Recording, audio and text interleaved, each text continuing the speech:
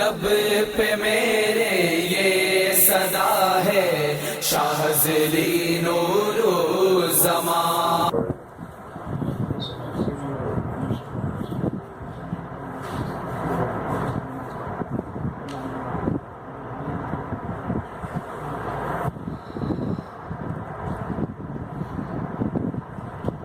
نحمده ونصلي على رسوله الكريم. أما بعد فأعوذ بالله من الشيطان الرجيم. بسم الله الرحمن الرحيم. میرے واجب الاحترام بھائیوں، بزرگوں اور دوستوں، اللہ تعالیٰ نے ہم سب کی کامیابی کو دین کے ساتھ جوڑا ہے. اللہ جل جلالہ نے ہم سب کی کامیابی کو دین کے ساتھ جوڑا ہے. اب دین کیا ہے، یہ انتہائی آسان. مولانا الیاس صاحب رحمۃ اللہ علیہ کی جماعت کے ذریعے سے وہ اکثر اسی بات کو دہراتے ہیں. دین بہت ہی آسان ہے، باقی تو احکامات ہیں، فرائض ہے، واجبات ہے اور معاملات بھی ساری سے. یعنی ٹوٹل دین کیا ہے کہ تمام اللہ کے جو بھی احکامات ہیں اس کو آپ علیہ الصلوۃ والسلام کے طریقے پہ کرنا، یہ پورا کا پورا دین ہے. اب اسی دو جملوں کے اندر پورا دین آ جاتا ہے. نماز کو لے لیا جائے تو کس کے طریقے سے، تو دین ہے. یہاں تک کہ اٹھنا بیٹھنا یہ بھی آپ علیہ السلام کے طرز زندگی پر ہو تو یہ بھی دین ہے. معاملات میں آپ علیہ السلام اللہ کے احکامات آپ علیہ السلام کے طریقوں کو دیکھا جائے تو یہ بھی دین ہے، اس کی پاسداری کی جائے. یعنی دنیا کے تمام شعبوں میں پیدائش سے لے کر موت تک کے تمام مراحل جتنے بھی ہیں، بس دو چیزیں، اللہ کے حکم کو اور آپ علیہ السلام کے طریقے کے مطابق کریں، بس یہ دین بن گیا. اب اللہ کے حکم کو چھوڑ کر آپ علیہ السلام کے مبارک طریقوں کو اپنا کر، یعنی آپ علیہ السلام کے مبارک طریقوں کو چھوڑ کر، تو یہ پھر بے دینی ہے، دین نہیں ہے. یہ آسان ہے. اب اس کی مثال یوں ہے کہ ایک شخص نماز پڑھتا ہے، نماز میں ایک سجدہ زیادہ کر لے تو پھر وہ قبول نہیں ہے، کیونکہ وہ آپ علیہ السلام کے سنت طریقے کے، آپ علیہ السلام کے طریقے کے مطابق نہیں ہے. اس وجہ سے وہ دین نہیں ہے. حضرت علی رضی اللہ تعالیٰ عنہ سے کسی نے پوچھا کہ آپ کی عبادت کتنے گھنٹے کی ہوتی ہے؟ فرمایا ہماری عبادت 24 گھنٹے ہوتی ہے. کتنے گھنٹے؟ 24 گھنٹے. تو یہودی نے سوال کیا 24 گھنٹے کیسے؟ اس میں آپ کھاتے نہیں ہو، پیتے نہیں ہو، سوتے نہیں ہو، غسل نہیں کرتے ہیں، کیونکہ وہ سمجھتے تھے کہ یہ دین سے ہٹ کر کی چیزیں. تو کہا کہ یہ کیسے 24 گھنٹے کیسے آپ دین میں؟ تو بڑا پیارا جواب دیا. فرمایا جب ہم پیشاب کرتے ہیں تو آپ علیہ السلام کے سنت طریقے کے مطابق کرتے ہیں تو وہ دین کا حصہ بن گیا. اجر ملانا اس پہ دین، اجر تو دین پر ہی ہے نا. خلاف دین پر کام کرنے پہ اجر تو نہیں ہے. اگر ہم سوتے ہیں تو آپ علیہ الصلوۃ والسلام کے مبارک طریقے کے مطابق سوتے ہیں تو وہ بھی دین بن گیا. پوری رات سویا بندہ پوری رات عبادت میں لکھا جا رہا ہے. کھانا انسان کی ضرورت ہے، لیکن جب اس کو بھی آپ علیہ السلام کے طریقے پر کیا جائے تو وہ کھانا بھی عبادت بن گیا، ہے کہ نہیں؟ تو یہ گویا کہ انسان کی 24 گھنٹے کی زندگی یہ دین ہے. ہر وہ کام دین بن سکتا ہے، صرف ہمیں نیت تبدیل کرنے کی ضرورت ہے. مثال کے طور پہ میرے پاس موٹر سائیکل ہے، موٹر کار ہے یا بڑی گاڑی جو بھی ہے، ایک ہے میں نے اپنی ضرورت کے لیے رکھا اس کو کہ میری ضرورت پوری ہو اس سے، تو پھر اس میں دین نہیں ہے، پھر اجر نہیں ہے. ایک تو یہ کہ اللہ کا حکم کیا ہے، نبی کا فرمان کیا ہے صلی اللہ علیہ وسلم. اب آپ علیہ الصلوۃ والسلام کے ہم اس میں طرز زندگی دیکھیں سواری کے معاملات میں، تو آپ علیہ السلام نے فرمایا جس نے سواری رکھی سنت سمجھ کر، کیونکہ آپ علیہ السلام نے رکھی ہے تو وہ دین بن گیا. اب میرے پاس موٹر کار ہے، موٹر سائیکل ہے، جو بھی ہے، اب وہ میں لیتا ہوں اس نیت سے کہ میری ضروریات پوری ہو، تو بے شک ضرورت تو پوری ہوگی اس کی وجہ سے، لیکن میں اس میں نیت یہ کروں کہ آپ علیہ الصلوۃ والسلام کی سنت اتباع کرنا، موٹر سائیکل یعنی سواری رکھنا، چاہے وہ موٹر سائیکل ہو یا گاڑی ہو، جو بھی ہو، تو پھر وہ دین بن گیا.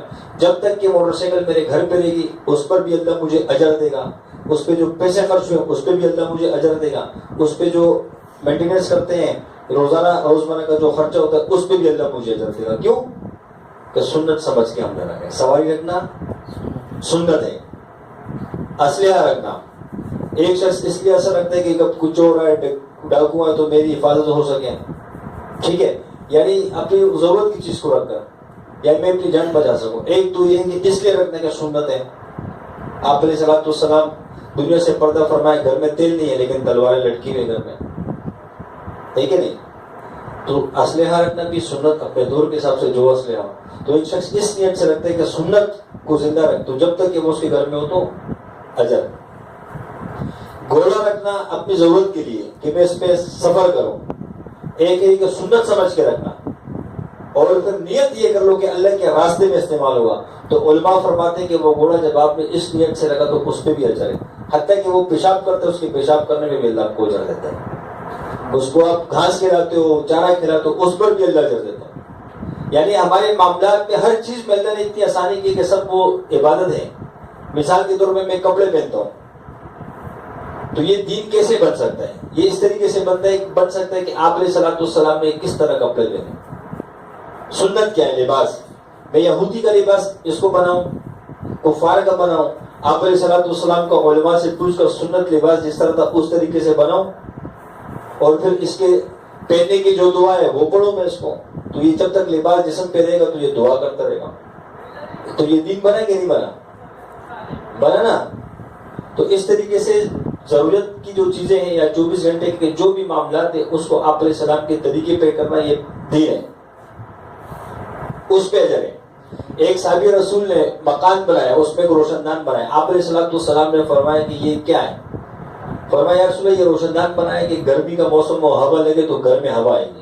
آپ علیہ السلام نے فرمایا نیت یہ کرو کہ میں نے جو روشن دان بنایا اس میں سے مسجد میں جب آزان ہو مجھے آزان کی آواز ہے, تو جب تک تیرا یہ روشن دان میں اجر ملتا رہے گا.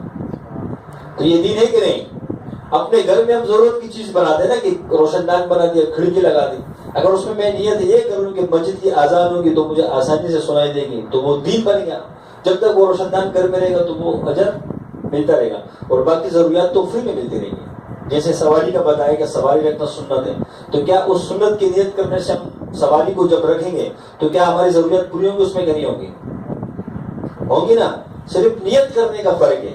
تو صرف نیت کرنے پہ اللہ پاک اتنے اجر دے رہے ہیں, اجر عظیم عطا فرما رہے ہیں. جب تک وہ چیز ہوگی تو ہمارے پاس اس کا اجر ملتا رہے گا, سنت کا اجر ملتا رہے گا, ہے کہ نہیں ہے؟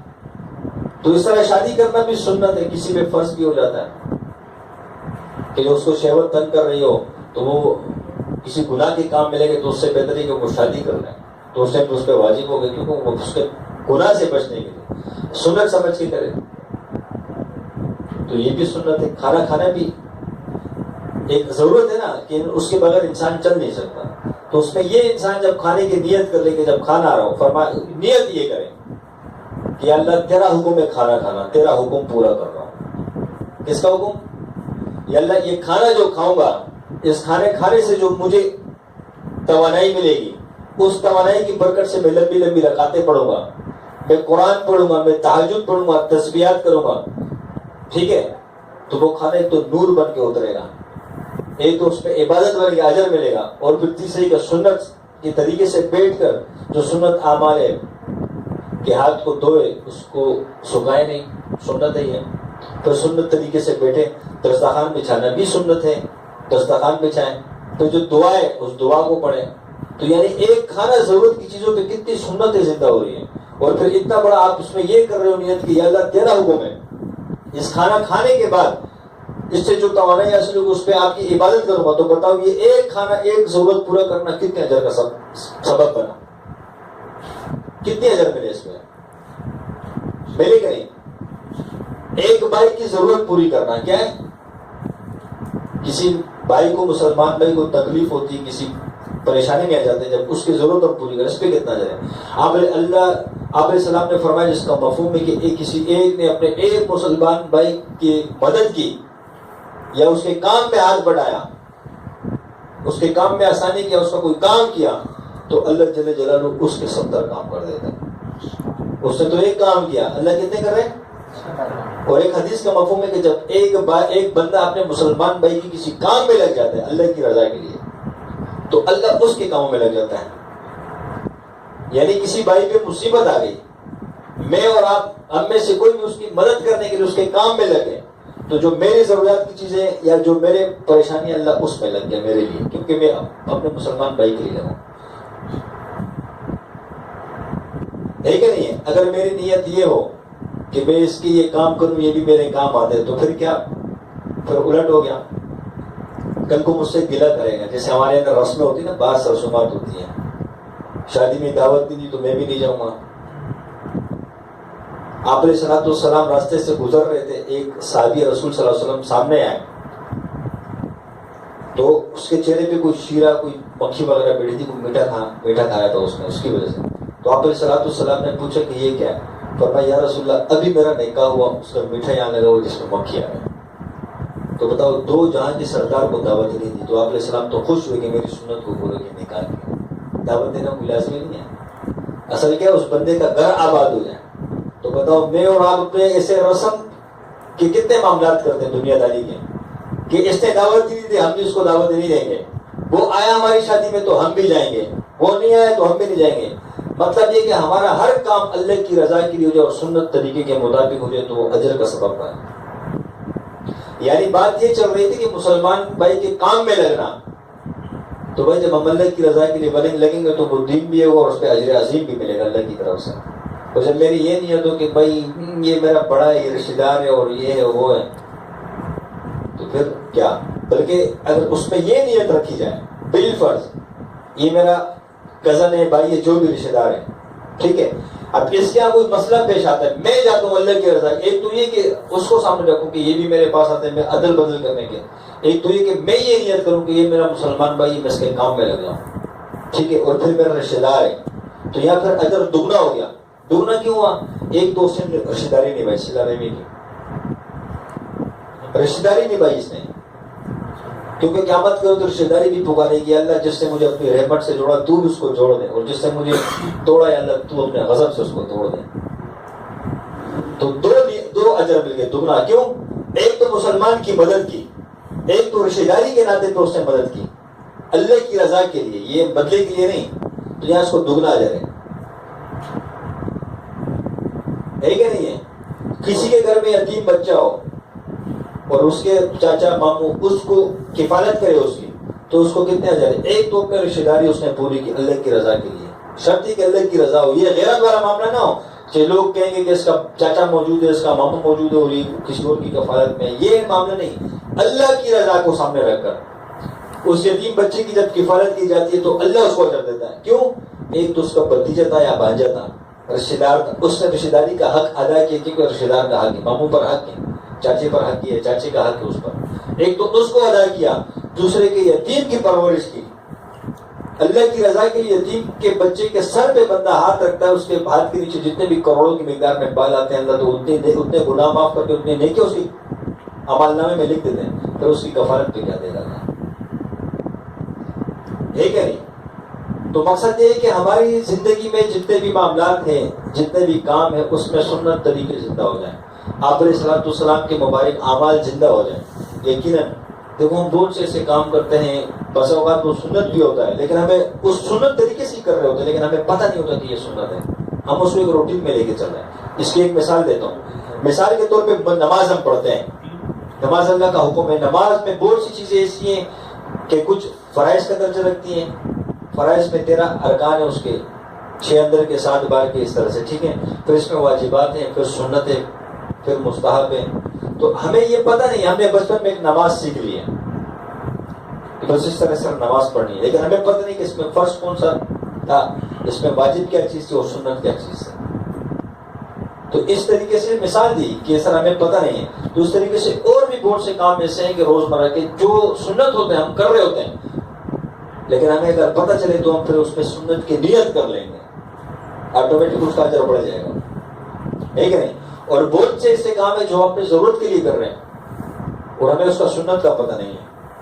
تو اس میں اگر ہم سنت کی نیت کر رہے ہیں، اللہ کی رضا کی نیت کر رہے ہیں، اپنا میں کی رضا کا پتہ کر، تو وہ بھی باعث اجر کا سبب بنے گا. ہے کہ نہیں؟ ایک مثال کے طور پر ایک مثال دیتا ہوں. بالفرض جو ساتھی ہیں جو خانقاہ میں تعاون کرتے ہیں مالی طور پہ، ٹھیک ہے، ایک مثال دے رہا ہوں میں، یا مدارس میں جو لوگ تعاون کرتے ہیں یا اپنی مسجد میں تعاون کرتے ہیں. ایک تو یہ ہے کہ مالی تعاون کہ ساتھی مسجد میں نماز پڑھنے جا رہے ہیں، جب اس کے گھر پہ چندہ والا جاتے ہیں اور وہ چندہ دیتے ہیں تو وہ اپنے اوپر ایک سمجھتے ہیں کہ یہ مجھ پر ایک بوجھ ہے.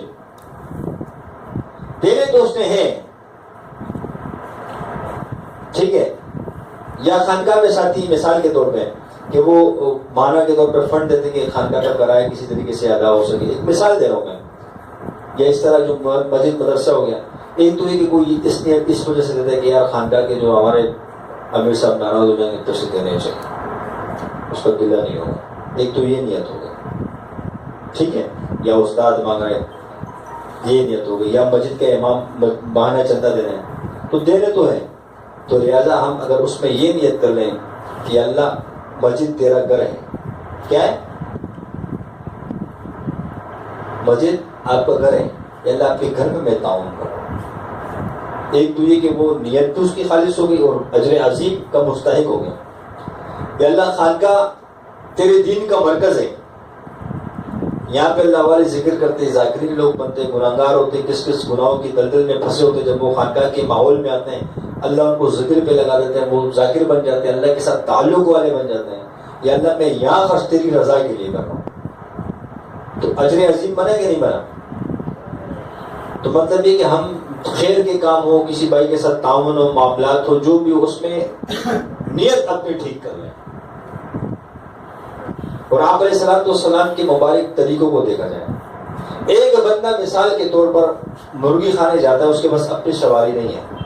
اب اس نے جانا ہے ناظم آباد، ایک مثال دے رہا ہوں، تو شخص سے تو جانا اس کی ضرورت ہے کسی کام کے تحت پہ، لیکن اب وہ یہاں سے مرغی خانے میں جا کے بس میں بیٹھتے اور وہاں رہ کے اترتا ہے، ٹھیک ہے، اس کی ضرورت پوری ہو گئی. اب ایک شخص جاتا ہے، ایک تو راستے میں چلتے ہوئے راستے کے بھی آداب بھی ہیں اور سنت طریقہ بھی. سنت طریقہ یہ کہ راستے کے دائیں ہاتھ کی طرف چلے، تو وہ جب چلتے ہوئے دائیں ہاتھ کی طرف چل رہا ہے، سنت پوری ہو رہی ہے، اور نیچے کچھ نقصان دینے والی چیز کو ہٹا رہے ہیں. اور یہ بھی ایمان کا درجہ. ایمان کی 70 یا 77 شاخیں ہیں. سب سے ادنا یہ ہے کہ راستے میں کسی تکلیف دہ چیز کو ہٹا دیں. بلکہ اس پہ ایک واقعہ مجھے یاد آیا کہ ایک غیر مسلم تھا، وہ اس کا کسی راستے سے گزر ہوا تو وہاں پتھر بھی پڑتے، تکلیف دینے والی چیز بھی پڑے ہوئے تھے. تو وہ جب وہ راستے سے جا رہے اس کو ہر جگہ تکلیف دینے والی چیزیں نظر آ رہی. تو اس نے کہا لگتا ہے کہ اس راستے سے کوئی مسلمان نہیں گزرا، لیکن اس کو یہ پتہ نہیں کہ ہم نے وہ عمل کرنے چھوڑ دیا. یعنی اس کے ذہن میں بھی یہ کہ جب مسلمان کسی راستے سے گزرتے تکلیف دہ چیز کو ہٹاتا ہے، وہ نقصان والی چیز کو ہٹاتا ہے، تو اس نے اپنے گمان کے مطابق، اس کو پتہ نہیں کہ ہمارا کیا کہتے ہیں عمل کمزور ہو گیا. اس کا گمان تو پھر بھی ٹھیک تھا کہ مسلمان اس راستے سے نہیں گزرا. تو یہ تو مسلمان کی اللہ نے شان رکھی ہے. تو یہ کہ اس راستے سے جائیں گے سیدھے ہاتھ کی طرف، سنت یہ بھی سنت، ایک سنت زندہ ہوگی. پھر نیچے نگاہ کر کے چلیں گے، دوسری سنت زندہ ہوگی، کیونکہ مرد کے لیے حکم ہے کہ نگاہ کو نیچے کر کے چلیں. مطلب یہ کہ عورت کے لیے پردے کا حکم ہے، مرد کے لیے نگاہ کو نیچے کرنے کا حکم ہے، تاکہ کسی غیر ضروری چیزوں پہ نظر نہ پڑے. ٹھیک ہے، 2 سنت ہو گئی، ایک تو نگاہ نیچے کر، اور جب تیسرے کے راستے میں کوئی تکلیف والی چیز آ رہی ہے وہ بھی پوری ہو رہی ہے، اور جا رہا اپنی ضرورت کے لیے تو 3 سنتیں پوری ہو گئی کہ نہیں. اور جب تک یہ عمل کرتا جا رہے، یہاں سے نکلا اس گلی سے مرغی خانے تک، تو مرغی خانے پہ کتنے قدم پڑے، کتنا، تو ایک ایک سیکنڈ اس کا سنت لکھا جا رہا ہے، اجر لکھا جا رہا ہے. جا رہا اپنے ضروری کام سے، اپنے کام سے جا لکھا جا رہا ہے کہ نہیں. تو یہ جانا عبادت بنا کہ نہیں. ایک تو عبادت بن، اور کتنی سنتوں کا، اور ایمان کی 77 شاخیں ہیں. ایک راستے میں اس نے نیت کی کہ کوئی تکلیف والی چیز ہے تو میں ہٹا دوں، بھلے اس کو کوئی چیز نظر نہ آئے. یہاں سے لے کر وہاں تک اس کو سب یہ اجر یہ بھی لکھا گیا کہ اس نے تکلیف والی چیز ہٹائے ایک ایک قدم پہ. اور پھر وہ ذکر کرتے ہوئے ساتھ چلا، ایک ایک قدم پہ ذکر کیا. تو بتاؤ یہ چلنا کتنا مبارک ہوا اس کے لیے، جا رہا اپنی ضرورت کے لیے. اور پھر وہ جا کے وہ مرغی خانے میں کسی سواری میں بیٹھتے ہیں، بس میں بیٹھتا ہے. اب یہاں بھی سنتوں کو زندہ کریں کہ سب سے پہلے دائیں ہاتھ سے اس نے وہ ڈنڈا پکڑا، بسم اللہ پڑھ کے اس نے پاؤں رکھا، اوپر چڑھتے ہوئے اللہ اوپر کا، سیٹ پر بیٹھا الحمدللہ کا، آسمان کی طرف دیکھا، سفر کی دعا پڑھی، اور جاتے ہوئے ذکر کر کے چلا، ذکر فکر. تو بتاؤ یہ سفر اس کے لیے کیا بنا، کتنی سنتیں زندہ ہوئی. یعنی میں اور آپ تھوڑے سے وقت کے اندر ایک 5 منٹ لے لو، 5 منٹ تو بہت بڑی چیز ہے. 1 منٹ میں تو پانی پینے میں کتنی سنتیں زندہ ہو جاتی ہیں. सीधे हाथ से पकड़ना, उसको देखना, दुआ पढ़ना, 3 सांस में पढ़ना और पीने के बाद अल्हम्दुलिल्लाह पढ़ना और बैठ कर पढ़ना, एक पानी पीना कितना अजर का सबब बना, वो भी जरूरत है ना। लेकिन तरीका किसका अपनाया? आप अलैहिस्सलाम को, तो वो इबादत बनेगा। यानी अगर हम अपने जिंदगी में गौर करें तो बोझ से हमारा, तो जैसे हजरत अली रज़ी अल्लाह अन्हु से पूछा कि आप 24 घंटे में इबादत करते हैं, तो ये साबित होगी ना बात। यानी हमारा हर जिंदगी का हिस्सा, हर घड़ी, हर पहलू हमारा वो इबादत बन सकता है अगर हम उस पर अमल करें। तो हम तो इबादत की आप अलैहिस्सलाम के सुन्नत तरीकों की जो ना कोशिश करें कि सुन्नत तरीके से जिंदगी किए जाए। अब मेरी 24 घंटे जिंदगी दिन पर कैसे आएगी? बहुत ही आसान है, यकीन करो, कोई मुश्किल नहीं। जैसे बता ना कि ये छोटे छोटे मामला तो उसमें सुन्नत तरीके हम देख लें उसमें। हाँ, जहाँ कोई शरीय उज़र हो तो वहाँ सुन्नत, खिलाफ सुन्नत भी काम के तो कोई मसला नहीं है, क्योंकि उज़र है, वहाँ शरीयत ने खुद इजाजत दी है उस चीज़ की। और अगर सुन्नत को छोड़ के भी कोई काम करे तब भी गुनाह के सामने में नहीं आता। लेकिन जब सुन्नत अपनाएंगे तो आप अलैहिस्सलाम से इश्क का जो दावा हम करते हैं वो पूरा होता है। क्या माशिक है क्या नहीं है?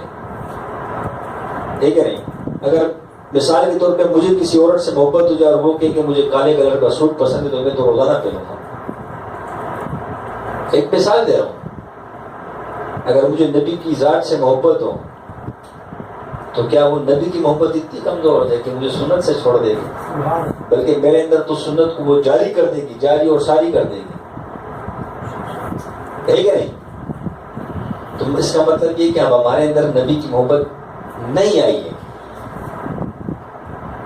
क्योंकि दावा तो उसके फेल के मुताबिक होता है। जब इंसान दावा करता है तो उसका फेल बता रहा होता है, ठीक है नहीं? तो हम अपने दावों में न झूठा कह सकता हूँ, कमजोर कह सकता हूँ। तो अल्लाह पाक हम सब की ये कमजोरी दूर फरमाए, हमें सच्चा आशिक रसूल बनाए। और आप अलैहिस्सलाम से इश्क, ये ईमान ऐसा है। आप अलैहिस्सलाम ने फरमाया कि अपने माँ बाप से बढ़कर, अपनी औलाद से बढ़कर, अहल वयाल से बढ़कर जो मुझसे मोहब्बत ना करे वो मोमिन नहीं है, उसका ईमान कामिल नहीं है। तो भाई मैं और आप तो आप अलैहिस्सलाम के तमाम मुबारक तरीकों को जिंदा करें। इसको कौन पूरा करेगा? कौन जिंदा करेगा? और खुदा की कसम से आप अलैहिस्सलाम के जो तरीके ना, साइंस रिसर्च करके कहती कि यार बेहतरीन तरीके हैं। चले चंद मिसालें देता हूँ। आप अलैहिस्सलाम के तरीके से सोना किस तरह है? दाएं करवट सो जाओ। जब दाएं करवट हम सोते हैं तो हमारा ये दिल ऊपर आता है, और जब उल्टी करवट सोते हैं खिलाफ सुन्नत तो दिल नीचे आता है। और मेडिकल साइंस कहती है, क्योंकि आजकल ये मर्ज निकले ना, हार्ट अटैक और ये, तो कहते हैं कि जब नीचे होते हैं तो उसकी शरियानें बंद हो जाती है, इसमें लोड आते हैं, हार्ट अटैक का भी जरिया होता है उसके बंद होने का। तो हमारा आप अलैहिस्सलाम ने कब से हुक्म दिया? अब अंदाजा लगा लो। तो ये क्या है? सुन्नत में पावर है कि नहीं? अजर अजर और निजात निजात है, ठीक है नहीं? आप अलैहिस्सलाम ने जो खाने का तरीका बताया, सुन्नत तरीका, कि यूं करके सुन्नत। तो जब ये रान हमारी ये पेट के साथ लगती है, तो जो हुक्म है कि सब पानी के लिए छोड़ो, दवा के लिए और एक खाने के लिए। तो जब पेट आपका दर्द है तो आप कम खाओगे, ज्यादा नहीं खाओगे, पेट भर जाएगा, लेकिन आपका वो निजाम सही होगा। और फिर थोड़े उसके बाद फिर करवट बदल। तो एक तो ये कि खाना हजम होगा, पेट भी बाहर नहीं निकलेगा। कितने मर्ज दूर हो जाएंगे? पेट बाहर नहीं निकलेगा, बदहजमी नहीं होगी, खाना हजम होगा और ये सुन्नत जिंदा हो जाएगी, है क्या नहीं? और इसके अलावा बहुत से फवायद हैं। तो ये सुन्नत तरीके से करने से हो रहा है क्या नहीं? इस तरीके से बहुत से तरीके, किस किस तरीकों को देखा जाए। अब सुन्नत तरीका क्या है कि इंसान जब इस्तिंजा करता है तो शर्मगाह को मट्टी के ढीले से सुखाए, है कि नहीं? या हमारे पुराने जमाने में घर कच्चे होते थे, फर्श वर्श नहीं होता था, बच्चे ने पेशाब किया, उसने पेशाब किया, तो इस जमीन के अंदर अल्लाह ने वो तासीर रखी कि जरासीम को खत्म कर देती है। मैं जब रेमंड में 4 महीने में चल रहा था तो वहाँ एक कारगुजारी सामने आई थी, सिंगापुर की एक जुमात थी, सुनी थी कारगुजारी। ایک جماعت تھی اس میں سائنسدان تھے, وہ مسلمان ہو گئے تھے, پھر وہ 4 مہینے کے لیے نکلے تھے اللہ کے راستے میں. تو جو سائنسدان تھے اس کو کیا کہتے ہیں, اس کو سائنسدان ہی کہتے ہیں اس کو, سائنٹسٹ. تو وہ انہوں نے کہا کہ یہ جو انسان کا پیشاب ہوتا ہے اس کو فلٹر کس طرح کیا جائے. اس پر ہم نے بڑے ریسرچ کیے, بڑے کیمیکل استعمال کیے. نہیں کہا, ایک دفعہ ہم لیبورٹری میں جا رہے تھے اس کو فلٹر کرنے, اور ہمارے پاس تھوڑی مقدار میں وہ تھا, پیشاب تھا, یورین تھا, انگریزی میں اس کو یورین کہتا.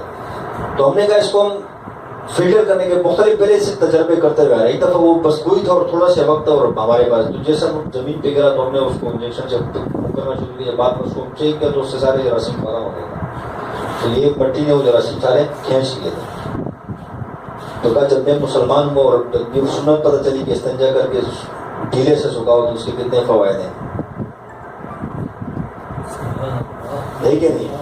تو ہمارے گھروں کے اندر جب کچی زمین ہوتی ہے, بچہ پیشاب کرتے تو اس گھر میں نہ بیماریاں آتی ہیں, نہ یا جانور ہوتے ہیں وہ پیشاب کر لیں تو وہ زمین سارے وہ مٹی کے اندر اللہ نے وہ تاثیر رکھی کہ وہ فلٹر کر لیتی سب سے. ٹھیک ہے. آج بھی جتنے لوگ فلٹر کی مشینیں لگائیں گے پانی کو فلٹر کرتے ہیں اس میں مٹی ہوتی ہے. جاؤ دیکھ لو, اس میں فلٹر پلانٹ جو ہوتا ہے اس میں جو ٹنکی ہوتی ہے اس میں مٹی ڈالی ہوتی ہے, اسی میں سے پانی گھوم رہا ہوتا ہے, پھر کیمیکل ڈال رہے ہوتے ہیں اس میں. مٹی ہوتے ہیں, چھوٹے چھوٹے پتھر ہوتے ہیں. تو یہ مٹی کی تاثیر ہے. تو یہ کیا سنت طریقے میں ہے ہی فائدے, نقصان تو بالکل نہیں. دنیا اور آخرت کے فائدے. تو بھائی میرا اور آپ کا جینا مرنا سنت طریقے پہ آ جائے, اس کی ہم نیت کریں, اور نیت یہ کریں کہ ہم جو بھی نیک کام کریں اخلاص کے ساتھ کریں, چاہے وہ رشتہ داری ہو, کسی کے غم خوشی میں شرکت ہو تو اس میں اللہ کی رضا کو سامنے رکھیں. چاہے کسی بھائی کے ساتھ تعاون ہو تو کریں گے نا انشاءاللہ. کیونکہ خانقاہوں میں جڑنے کا ہمارا مقصد یہ ہے کہ ہم خانقاہوں میں جڑتے ہیں, سلسلے سے اللہ نے منسلک کیا ہے, تو ہمارے اندر یہ وہ مبارک طریقے آپ علیہ السلام کے زندہ ہو جائیں. تو ہم سب کوشش کریں گے نا. اب ذکر کا ہوا تمام ساتھی